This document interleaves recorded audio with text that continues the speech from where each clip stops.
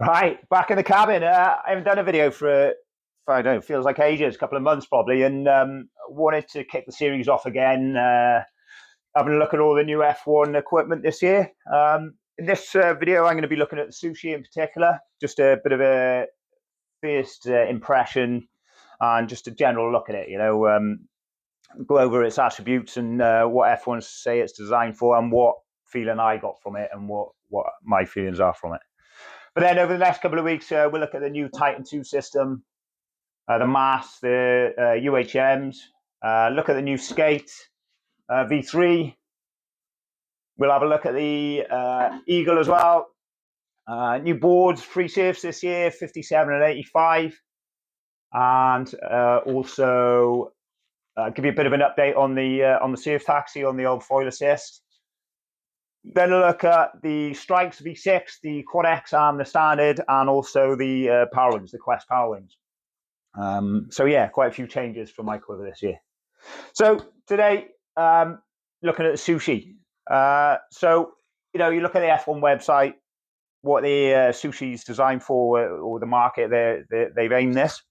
And it's their dedicated surf foils. So for prone, toe-in, wing, and power wing in breaking surf, not necessarily ocean bump riding that is suited more towards the Skate and the Eagle. With these, you're looking more at critical wave surfing or breaking wave surfing.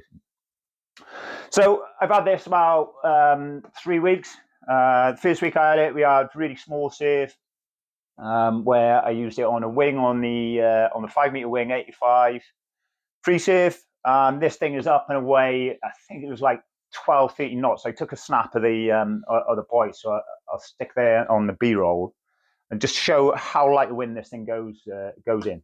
Tiny surf, and in tiny surf like that, there ain't much power to it, but this thing's got such a good low end, and you can like dig it out of a hole. It really has got a lot of lift for what it is, for the size of it. If you look at it alongside a Skate, this is an 850 Skate. It's not radically different, but until you look down the actual profile of it, I have to get it on camera there. But if you look at the profile between the two, it's a bit sandy that Skate, isn't it? Give them a clean up. It's got a lot more shape in the foil, and what that does is I'll just see the contours in it. What that does is just gives you a lot more, it feels like a lot more torque, so you can like dig it out of holes. It doesn't particularly like glide what you'd traditionally think as glide, like the feeling you get off the Skate and to more extent on the Eagle, that they'll just glide and glide. This is surprising because it doesn't feel like necessarily it's going to have that in its design brief, but it actually does. So because of that first day, light wind, small waves, I thought it'd have an upper window to its performance. But this last weekend, head and a half, size surf, pretty windy. I was out on a 4, quite a punchy wave down at Fresh. And this thing, where I thought it would be out of its range a little bit, this is where the Skates sort of shine in that sort of range. This thing is just a riot. It just wants to continually be driven like in a turn. It's weird. You feel like, whereas on the Skate you can relax and let the foil do the work between the turns. This, you have got to ride it flat stick the whole time. You've got to really like be active with it. And then when you are active it, the more you give it, the more it gives back.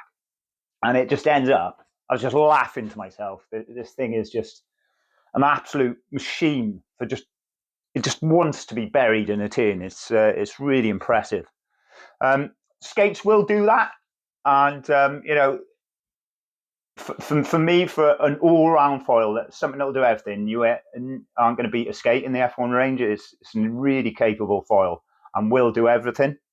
Whereas this is just an absolute tool for just breaking waves. It's such a fun foil to use. I don't know how to put it into words, but yeah, so I was really impressed with it. Far bigger range than I thought it was going to have. but you've got to be prepared to work it. You know, the key differences between the skate and the sushi, if you look at it, the profile, there's a lot more profile in it, so you can actually ride this a size down. Up until a couple of weeks ago, I was riding skate 750, so I've just gone up to an 850 just because it works a little bit better with my surf taxi on the foil assists. But low end, this sushi and that 850 are very similar. So yeah, you can size down one. And then again, in comparison to a skate, the difference on a wave is that a skate, if you on a really critical part of the wave and you drop down into the pocket and you try and turn it straight away, you've got to be a little bit more patient with the initiation of your turn. Whereas this, you can just drop into the section and turn it nearly straight away. It doesn't really matter how quick you're going, and it'll still wants to turn.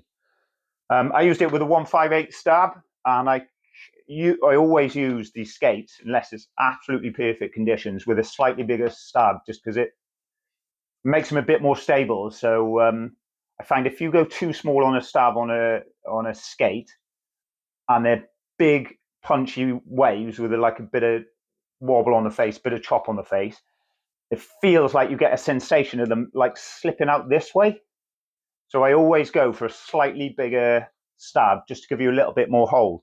Whereas with the sushi, I didn't get that feeling at all. So I think you could actually size down on a stabilizer as well. I'll probably put my 138 onto this.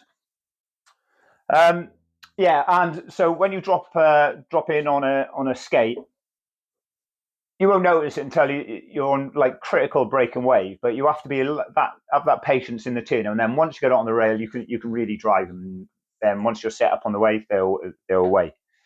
Whereas this is a lot more dynamic. You can turn it in any section of the wave. That's what it feels like. And because it's got a slower, more torquey profile, it has the effect of wanting to sit back on the wave as well. So that helps as well. So it's not running away with you and like you're trying to judge your turn to slow it down and make your section or make your turn. Whereas this, it doesn't really matter how fast it's going. It just wants to initiate the turn. So you end up just driving turns on it constantly, and it just it blew my legs up a little bit because I run a skate quite a long way back in the box in comparison to other people I've seen ride them, because I like that back foot feeling, whereas this has that back foot nature built into it, so it feels like a traditional as if you were surfing a normal surfboard. Or not a lot more to say about it. It's an impressive foil. It's made me laugh using it, and I can't wait to get another day out on it, to be honest. It's just something a little bit different. So, some little bit more specialist, maybe. It's I don't think it would suit bump riding out in the middle of the ocean or little chops or what have you. But if you do ride in anything with a breaking face with an open wave on it, this is pretty much unbeatable. Just makes you laugh, it's really fun foil to use and just incredibly active. Like I say, size down. I'm on a 740 and I'm 87 or 86 kilos at the minute. This works on an 85 free wave from what was it the other day? I put the snap up of the buoy reading. It was light wind. It was from 12 to like 14 knots, I think.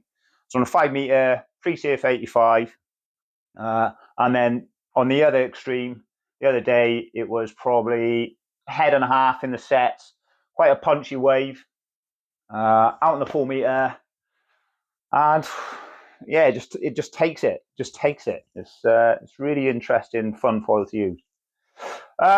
So, like I said earlier, I can probably try and get a run of these videos going now. And stay tuned the next couple of weeks. Please give me a subscribe. Road to I know it's at 500. I'm not far off there now, and I'd love to get a couple more on board. Any questions? As always, stick them in the comments, and I'll try and get back to you. And cheers for watching.